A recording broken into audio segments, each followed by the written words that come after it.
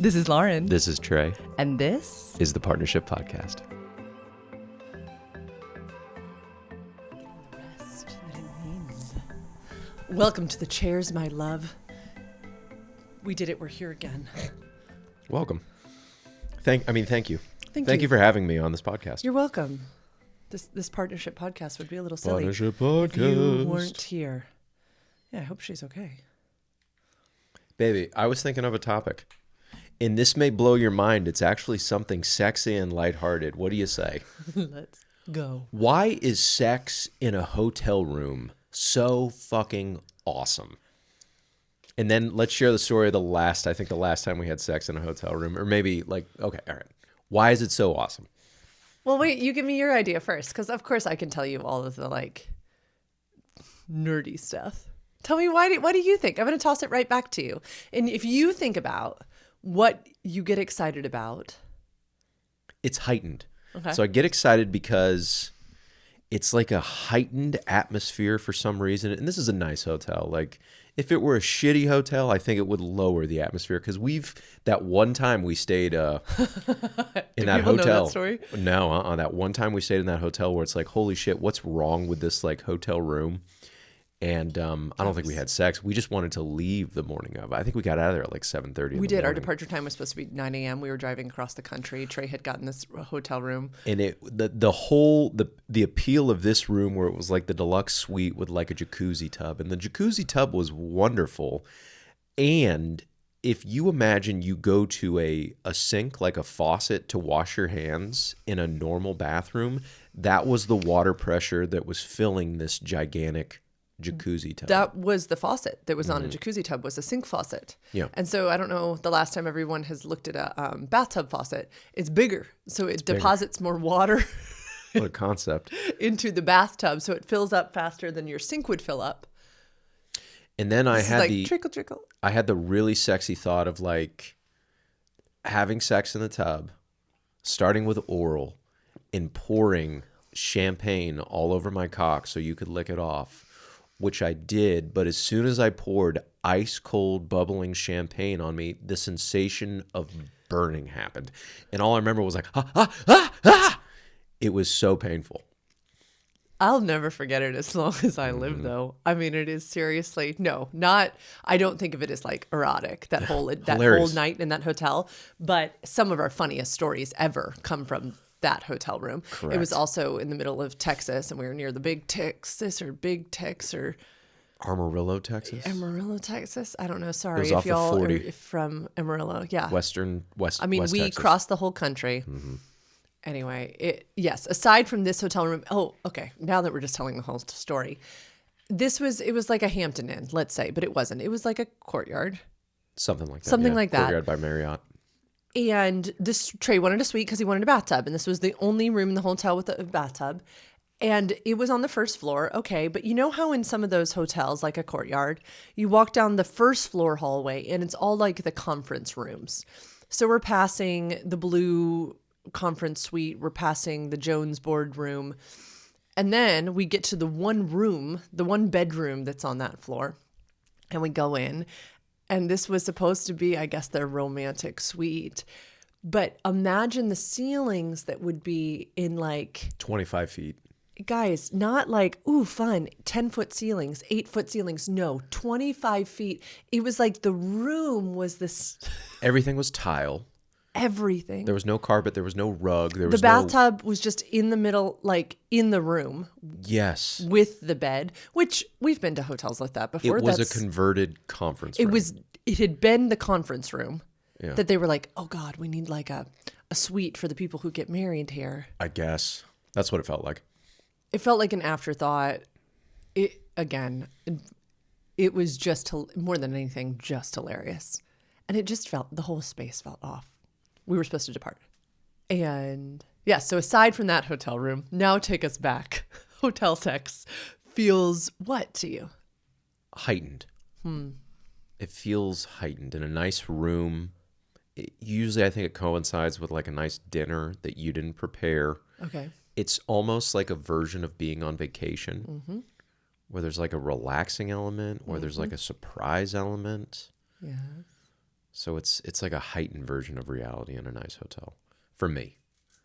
Love it. What about for you? Not the nerdy stuff. Just for me. For you. Okay. So for me, the anticipation of it, the looking forward to it is incredibly fun. The not having any responsibilities. There's nothing else in this room. I know that sounds interesting, but like, there's none of my things. There's no clothes I need to put away. There's no something reminding me of something else I have to do. It is a little blank slate of which I can do whatever I want in. Yeah, it's the lack of responsibilities and the anticipation and the freedom to do/be whatever I want to do. Is it hot if we want a burger and fries and a couple of beers and pay $100 for it? We can have it in 30 minutes. Yeah, I was going to say that too. Like someone else taking care of needs. So I think that's another thing is that even if I was laughing so hard, my sister and I just did our sister vacation and the mini bar right in the room, the prices on the thing in a mini bar crack me up. And yet I was giggling because I was like, they know they have a captive audience. They know that if somebody gets the munchies in the middle of the night and they've got a cute little tin of jelly bears, is that what they're called? Somebody might eat them and pay $40 for a little tin of jelly bears. And I was like, this is talk up markup. It is a racket. And yet there's a captive audience. And so I think that idea, yeah, that you are being cared for, maybe takes out a little bit of the caretaking element that is usually present in partnership too. Of somebody else could do that. Like I don't need to, even if we don't utilize it, somebody else could provide for my partner or me. And so it takes out a little bit of the neediness. I always love that Esther Perel said there is no neediness in desire. Mm-hmm. And caretaking is anti-desire, correct? Mm-hmm. We just talked about this, right? Yeah. This is not support. It's not how can I support you? It is infantilization, parentification. It is you need me to take care of you because you can't do it on your own. 4 seasons on Netflix. Yeah. There's a part where the couple is arguing and then the wife says like, you want to divorce me, like good luck. Good luck finding somebody who's going to take care of your calendar and deal with all your like medications and deal with all your bullshit. You're so needy, which is a complete boner killer. Yeah. And it drives the puss too. Yeah.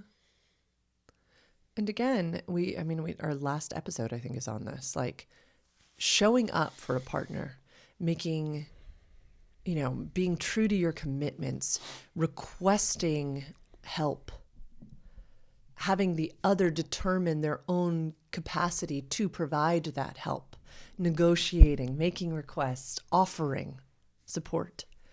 That is encouraged inside of this relationship.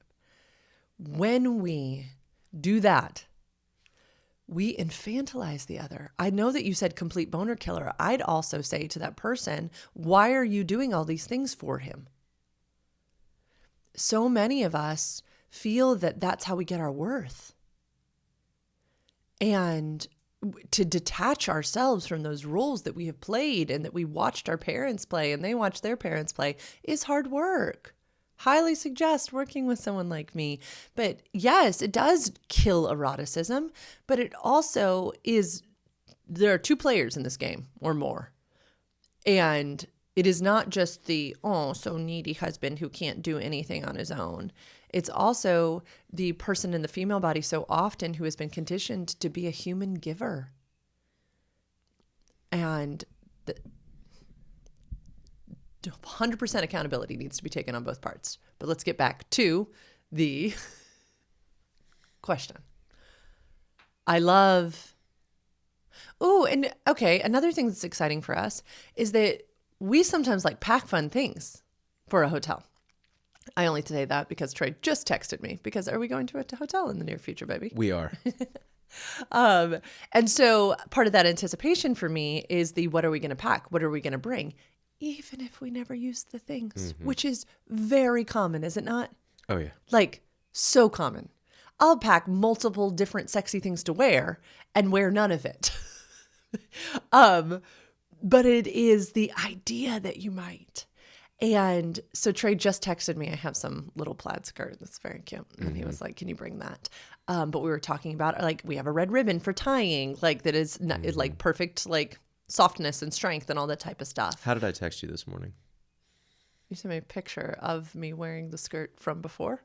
That's accurate. Do you want to go into any more No. detail? Okay, this is still from a video of, weren't we in here? I think it was Or Christmas. was it Christmas? Yeah. Do you all know the story of Noel? You all know the story. So on Christmas, Noel usually visits.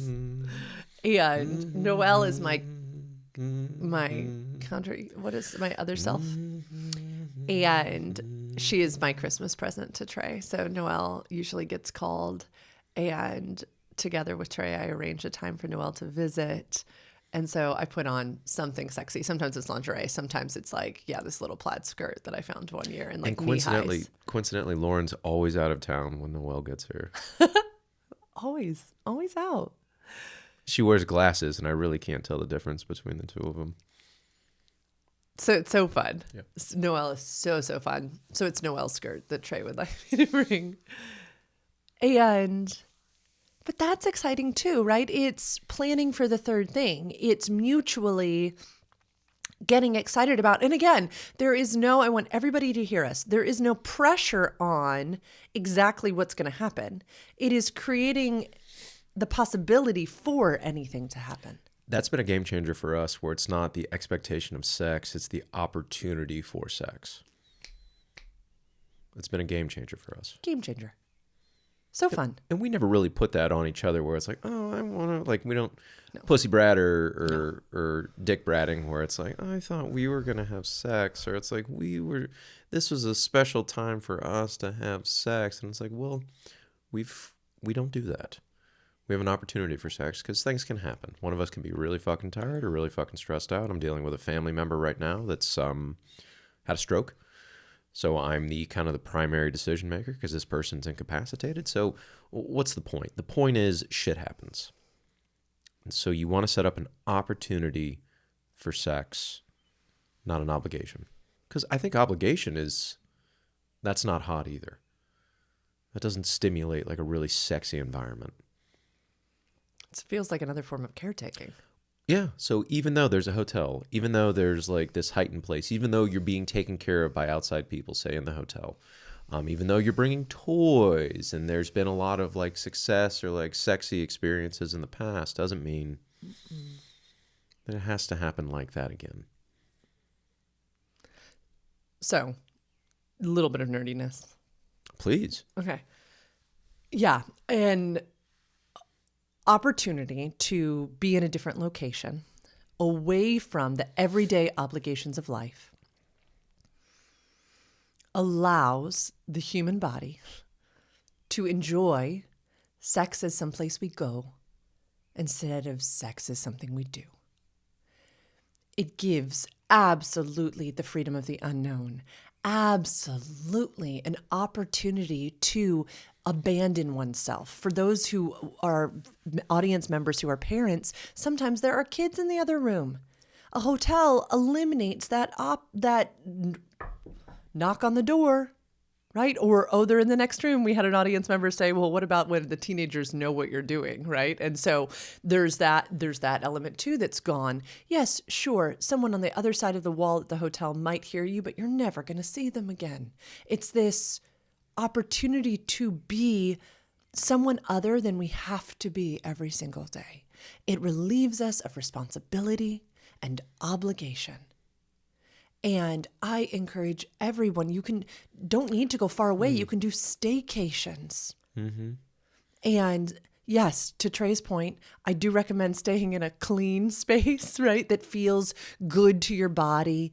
It doesn't need to be some 5-star resort. No, just some place that feels like you can be your fullest self. We have a lovely local hotel that's 7 minutes away. It's one of my favorite places on earth, especially for a staycation, especially if it's like, babe, let's get out of here. Let's spend the night. And then we budget too. Yes. It's like, okay, we do this. If we're on a tighter budget, it's like, okay, let's skip dinner at the restaurant. We'll bring food. We'll have a great time. Yeah, we have often brought things to the hotel and kind of never left the room. Yeah, it's great. Yeah. Or like gone on a walk, pretended like we didn't live in the city and walked around downtown and come back to our space. Yeah. Or just gotten a drink. Then ate in the room. Yeah. Very normal. We've asked for earlier check-ins. I've gone over earlier. Yeah, taken we've a asked bath. for late checkouts. Yeah. We've just kind of maximized our time in a different space. And then we'll do it on a Tuesday or Wednesday when rates are lower versus a weekend. Yes. Highly recommend as well. And I know that means taking time off, but it's... Sex travel on a budget with Lauren and Trey. It could be our travel agent. We're going to show you how to come and save 20% of your budget. There's so much too when people say vacation sex. Now, here's the other thing that I think is really, really, really cool about when we give ourselves an opportunity to play at some place like a hotel is that we create new neural pathways. And then if we have some great hot sex that weekend or some more connected sex or some sex that we got to take our time with and not rush through because the kids were in the next room, what happens then is the carryover. What happens then is that in our next warm sex encounter, back in our house, back in our bedroom, back with the teenager on the other side of the wall, is the remember last weekend. Oh, where we can go back in our imaginations. Can you define, just in case, the definition of warm sex?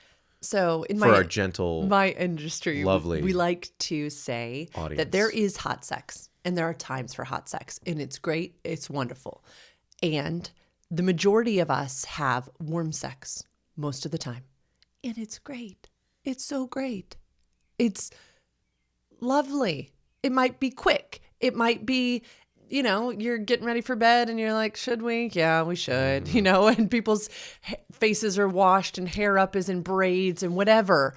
It's still great. It's warm. It's cozy. It's lovely. I don't ever want to get rid of it. And especially people in female bodies who crave adventure and risk are sometimes bored out of their minds. I say it all the time. Maybe it's not that she doesn't want sex. Maybe it's that she doesn't want that sex. And so I have so many clients who are like, Lauren, we have sex the same way every time. And they're like, it's not that I don't like it once we're doing it. There's just no anticipation. There's no buildup. There's no excitement. So I think one of the other things about having a little hotel getaway, even if it's in your own town, is the way all of us feel about vacations, right? That then even if it went badly, like we had that one time where my tummy got so upset. Mm-hmm. Do you remember this? We had whipped cream. Yeah, I remember that. Okay. Yeah. My stomach got so upset. We still don't know. That was a weird season where my stomach was doing all this stuff. I don't even know. I think we got in bed and watched 13 Going on 30 or The Devil Wears Prada or something. Yeah. I don't think we actually had orgasmic sex. And then you're like, I feel bad. And it's like, okay, yeah, great. Okay. Do you remember the one time that my tummy got upset? Yes. I had too many peanuts. Uh-huh. And all I was like tasting was like peanuts and my stomach was gargling. And I started to get soft. Uh-huh. And you're like, is everything okay? I'm like, my tummy's upset. Because there's also a fear, and I'm sure you had this too, of like ruining the moment or disappointing your partner. Especially when it's like, because ours was warm sex when it was peanut time for Trey, and then your thing was really hot sex because we were in our favorite hotel. But like, no, it happens. It totally happens. Uh-huh. It was so sad though, and I let out the biggest burp. Do you remember that? Yes. My soul left my body. God, you had not only peanuts. Tell me more. It was like your turkey jerky or whatever. It's just a terrible, so many electrolytes, a tornado of shit in my stomach. There was something else too, because Wednesday S's husband was teasing you about it too, like all of the things that you ate. Anyway, not about your limp dick and sex. My soft cock. Not that, but about you were like, I don't know why my stomach's upset. And then you'll list the random concoction of things you've eaten. And everyone's like, huh?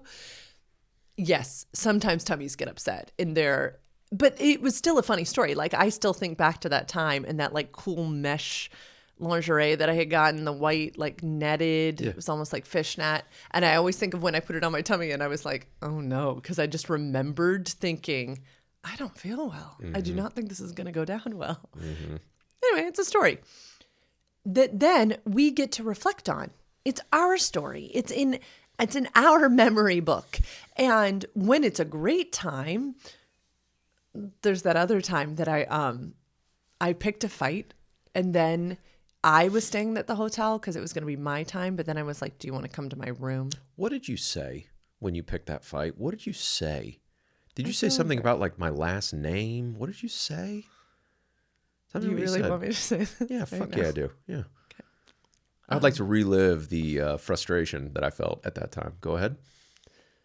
Okay, I'm going to say what I said. And then I immediately want to follow it up with something else. Sure. So you can't interject. Okay. Do you need a listening? No.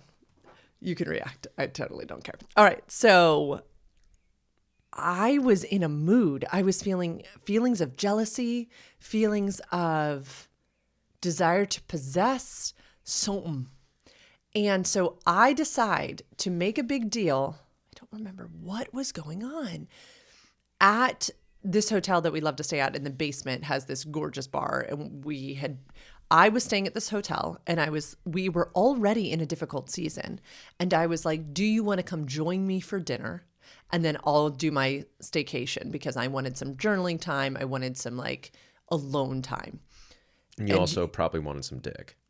I think so. Yeah. But we were not on great terms. And Nope. you were like, maybe. And I was like, fine. So I was kind of hoping you'd come, and you came because we love each other. And then I decide to pick a fight about the fact that you don't like to wear a wedding band.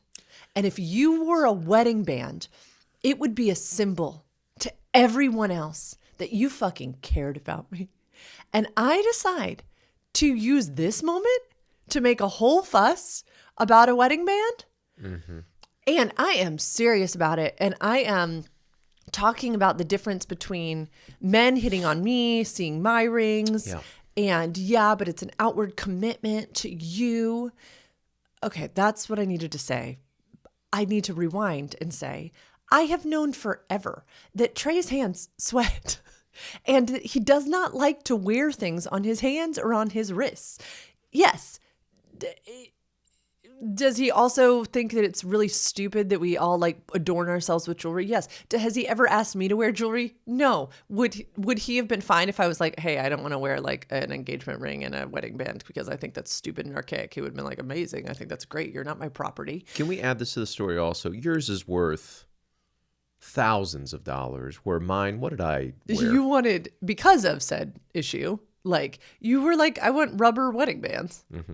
Of which you wore. I wanted a rubber wedding band, not us. Yeah, not No, me. Yeah. no. You didn't want me to wear that. Yeah. You and you wore it for like a week, and you were like, "This is annoying. I don't want to wear it."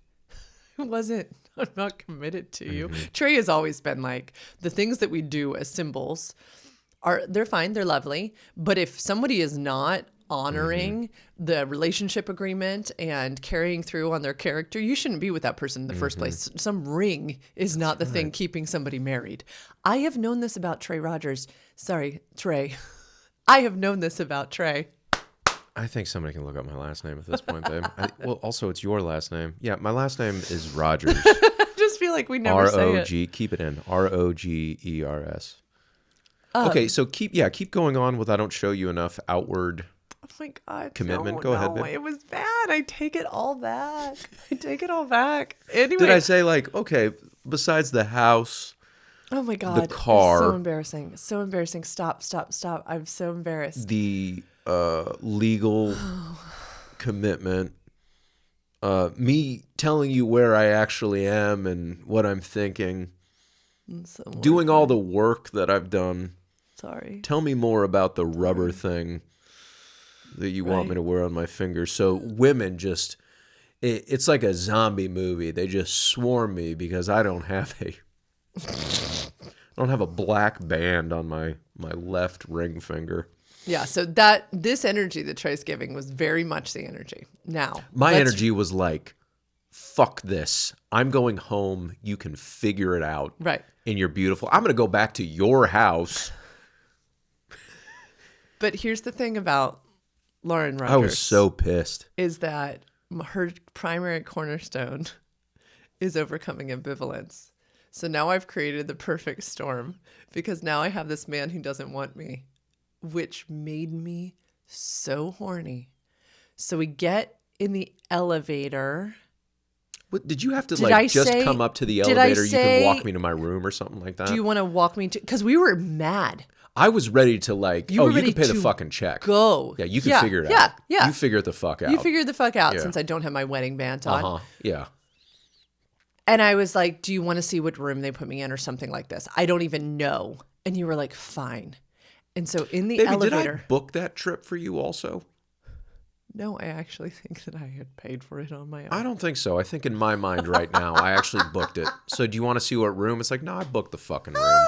This is fun. This is fun for me. It's miserable for me. This is fun for me. I love how this was supposed to be a fun conversation. And I'm like, I don't know if we can do sexy conversations. We can do sexy sentences. Then it turns into, well, Dr. Jack Moran's research shows. Well, Dr. Betty Martin. So we're in the elevator. It's like ragey time. We're like on separate sides of the elevator. Did we kiss or not touch? Okay. And then we walk to we had to get something out of the room. I think I had something that you needed in my purse. And so I said, do you want to come with me to the room and get it? Or do you want me to go get it and bring it down to you? And you were like, I'll just go with you. Mm-hmm. And so we stood in separate sides of the elevator. You're so attractive. My God. Keep going. And we then walked down the hallway. I literally remember almost every detail. I tap the key. We go in the room. Stop. Pause right there. Honey, do you want to turn this into a two-parter? Yes, we're turning this into a two-parter. We're turning this into a two-parter. Hey, thanks for coming to this week's episode of Partnership Podcast. If you want to hear about our angry hotel experience after this, you're just going to have to tune in next week, motherfucker, because we're not going to say another fucking word. When the cops say, like, hey, were you speeding? You say no questions, officer. And that's what we're doing to you. Please go to sexedforyou.com / free consult. Don't you dare say something else. A man is talking right now. Because I'm a man. A man is talking. No, have a great day. Bye-bye. Goodbye.